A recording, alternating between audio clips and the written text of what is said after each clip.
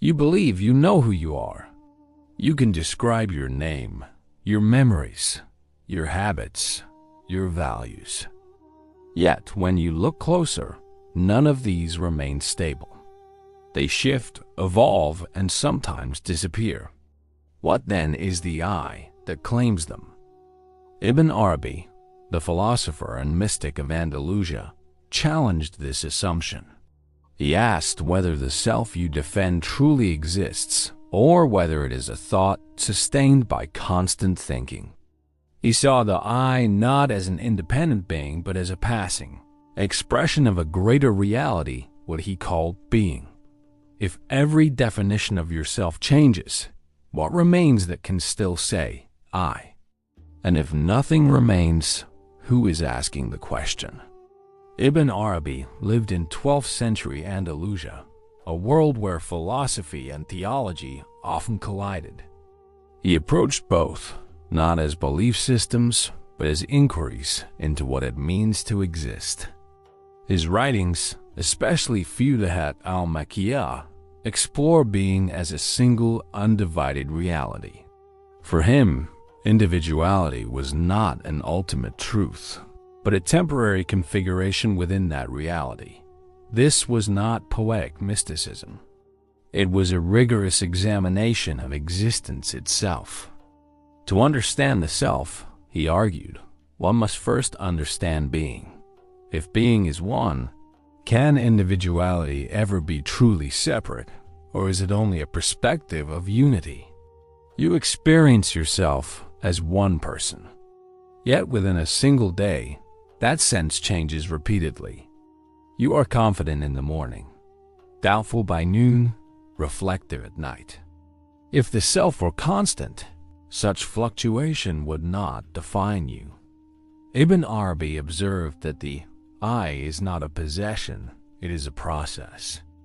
It arises when perception links memory, body, and thought.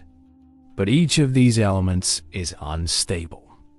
Identity, therefore, is not a foundation but a movement. You call this movement me. But if every layer of you depends on another, where is the core that holds it together? Where does the independent self actually begin? You assume you think freely, decide freely, and act freely. Yet, each thought appears on its own, unannounced.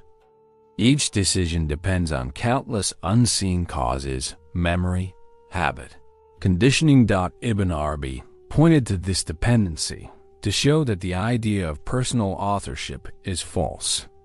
You do not create awareness. You participate in it. You are not the owner of thought. You are its event. The sense of autonomy is the mind's way of claiming a process it never began. When you see that, the question deepens. If the thinker does not produce thought, can the self still claim ownership of anything at all? At the core of Ibn Arabi's philosophy lies Wahdat al-Wujud, the oneness of being. He argued that existence itself is singular. What appears as multiplicity individuals, forms, objects is simply variation within one continuous reality. To say, I exist is unnecessary. Existence is not something you possess. It is what you already are. And it belongs to no individual. It belongs to being alone. The self, therefore, is not an entity beside God, but a function through which being becomes aware of itself. This is not an escape from logic, but its fulfillment. If everything that exists participates in the same being, then individuality is not truth, it is a useful fiction. You perceive countless things, thoughts, sensations, people, ideas, but all of them appear within one continuous field of knowing. Ibn Arabi described this field as universal awareness. It is not personal. It is the same consciousness through which all beings know. The sense of separateness arises when awareness identifies with one of its contents. When you say, I, You are simply awareness temporarily narrowing itself around a single point of view. The self becomes a location within knowing, not a source of it. If awareness remains while every experience changes, can the I be anything more than awareness misinterpreting itself as separate? You think in contrasts, self and other, God and creation, mind and world. But Ibn Arabi saw duality as a habit of thought, not a property of reality. Reality itself is one. The pairs you perceive are functions of limited understanding. When this division ends, knowledge changes its nature.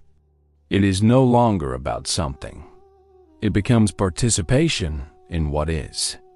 You do not observe unity, you are included in it. The mind cannot maintain opposites when their foundation disappears.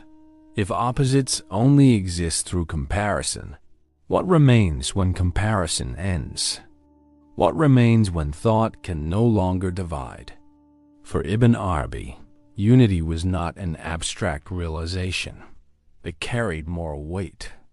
If all beings share one existence, compassion becomes the natural response. To harm another is to misunderstand yourself.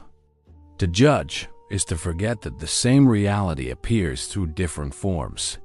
This view does not erase difference.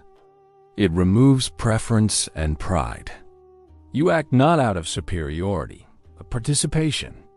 The ethical life, then, is not built on command or fear, but on recognition that everything you meet is part of the same existence that sustains you. If every encounter is within one being, what meaning can separation still hold? You may resist these ideas. They seem to threaten the stability of selfhood.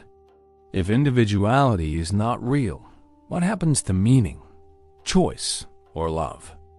Ibn Arabi saw this resistance as the final defense of illusion. The self fears its own transparency. It mistakes dependence for annihilation. But what dissolves is not being, it is ownership. You still live, think, and relate, but without claiming authorship. Freedom, in this view, begins not when you assert control, but when you align with what already moves through you. If control is illusion, perhaps surrender is not loss, but the beginning of genuine freedom. At some point, reasoning itself becomes the barrier. The mind cannot step beyond what it divides. When inquiry exhausts itself, the question, who am I, turns inward and disappears. Ibn Arabi called this knowledge through presence, ilm al-hudrk. Here, truth is no longer deduced. It is immediate. The knower and the known are not two. Being knows itself directly through the awareness you call I. There is no longer something to find, only recognition of what never required discovery. If knowledge and being are the same, then what remains to be understood? Eventually, daily life continues. Thoughts return, roles resume, and identity reappears. But something has changed. Ibn Arabi would say that this is not illusion returning, but expression continuing. The self now functions as an instrument of being, not as its rival. You still act, think, and speak, but awareness no longer mistakes itself for the actor. Reality does not reject the ordinary. It includes it. To live from this clarity is to see no distance between the sacred and the everyday. If all actions express one being, what can be called separate or profane? You began certain that you were someone. Through reflection, that certainty dissolved. The I you defended proved unstable, dependent, and temporary. Ibn Arabi's insight was not about destroying the self, but revealing what exists before it, the unbroken continuity of being. The questioner. The question and the answer are all functions of the same awareness. Nothing new is gained. Only misunderstanding ends. You do not need to define yourself. because what you are does not depend on thought. Recognition replaces search. Stillness replaces effort. You are not who you think. You are what has never needed to think itself.